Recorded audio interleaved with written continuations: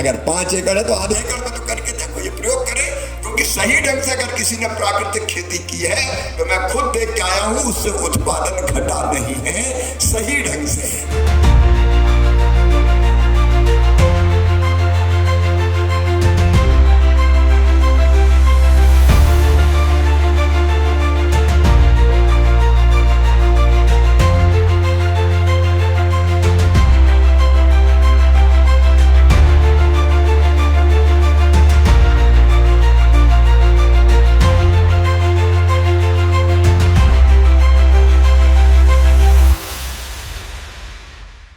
आपल्या शुभ हस्ते दीप प्रज्वलन करून या कार्यक्रमाला सुरुवात करावी।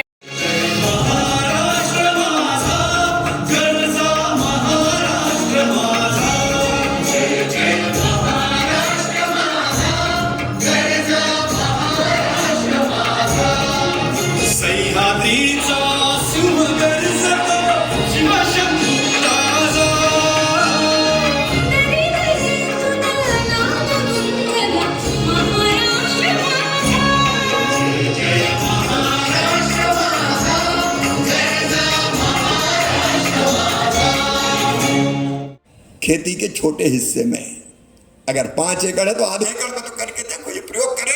क्योंकि सही ढंग से अगर किसी ने प्राकृतिक खेती की है तो मैं खुद देख के आया हूं, उससे उत्पादन घटा नहीं है, सही ढंग से। ऐसे ही हमने सारी चीजें जो जरूरी है वो डालना चाहिए, डाली नहीं, और वैसे ही बिना खाद के बो दी तो उत्पादन घट जाएगा।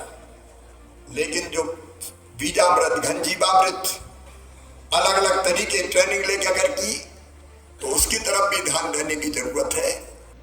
कृषि भारतीय अर्थव्यवस्था की रीढ़ है और किसान उसकी आत्मा।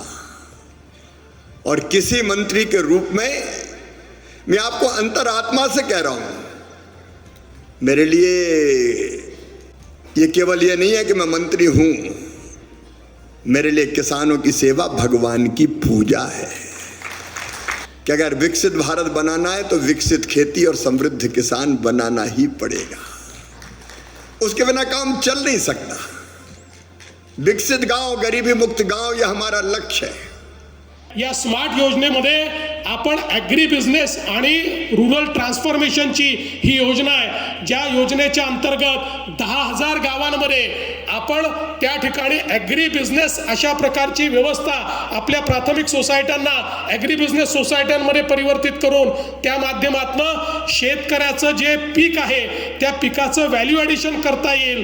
त्याला आपल्याला जसं आमच्या आशिष जयस्वालांनी सांगितलं की त्याच्यामध्ये म्हणजे प्रॉडक्टपर्यंत त्याला नेता येईल, अशा पद्धतीनं आपण छोटे उद्योग त्या ठिकाणी तयार करायचे, त्या ठिकाणी भंडारणाची व्यवस्था उभी करायची, अशा प्रकारचं एक मोठं काम हातामध्ये घेतलं आणि जवळपास 2,000 कोटी रुपये वर्ल्ड बँकेने त्याच्याकरता आपल्याला दिले आणि त्याच्यासोबत मॅग्नेट सारखी योजना एडीबीच्या माध्यमातून आपण सुरू केली।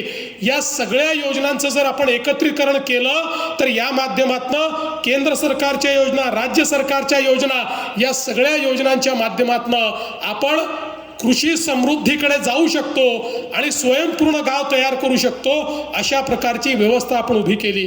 देश के कृषि क्षेत्र में, पर्यटन क्षेत्र में, फॉरेस्ट में व्यक्तिगत लोगों के जीवन में बदलाव लाने की जितनी योजनाएं शिवराज सिंह जी चौहान इन्होंने मध्य प्रदेश में लागू की, उससे मैंने बहुत करीब से महसूस किया है।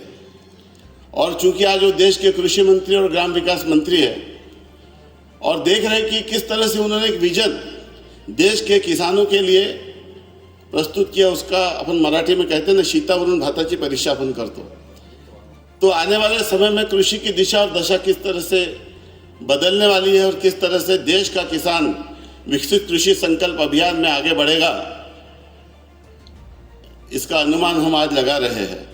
केंद्र सरकारची ICARची तंत्रज्ञाची टीम आज जिल्ह्यातल्या गावागावामध्ये या ठिकाणी जाणार आहेत आणि आमच्या शेतकरी बांधवांना मार्गदर्शन करणार आहे।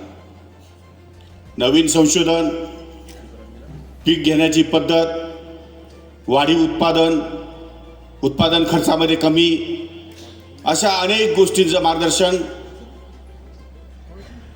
हे या ठिकाणी महाराष्ट्रातल्या 34 जिल्ह्यामध्ये या ठिकाणी करणार आहे। मला मनापासूनचा आनंद आहे की अशा प्रकारचं कार्य केंद्राने सुरू केल्यामुळे राज्य त्या ठिकाणी कधीही मागे राहणार नाही. आपण तसेही पुढे आहोत, आपण तसेही प्रगतिशील आहोत, प्रयत्नशील आहोत. पण याला जोड जर केंद्राची मिळाली तर मला खात्री आणि विश्वास आहे महाराष्ट्र कदापिही थांबणार नाही. माननीय मुख्यमंत्री महोदयाचं स्वप्न आपल्या सर्वांच्या साक्षीने, आपल्या सर्वांच्या उपस्थितीमध्ये या ठिकाणी साकार झाल्याशिवाय राहणार नाही. प्रश्न अनेक आहेत. शेती हा विषय खूप मोठा आहे, त्यातले प्रश्न अनेक आहेत. इतर जगातल्या कुठल्याही देशामध्ये जर आपण गेलो तर त्या देशामध्ये शेतीवर अवलंबून असणाऱ्यांची संख्या ही नगण्य आहे. 5% पेक्षा जास्त नाही. 5%, 7%, 3%, 4%, 10% जास्तीत जास्त.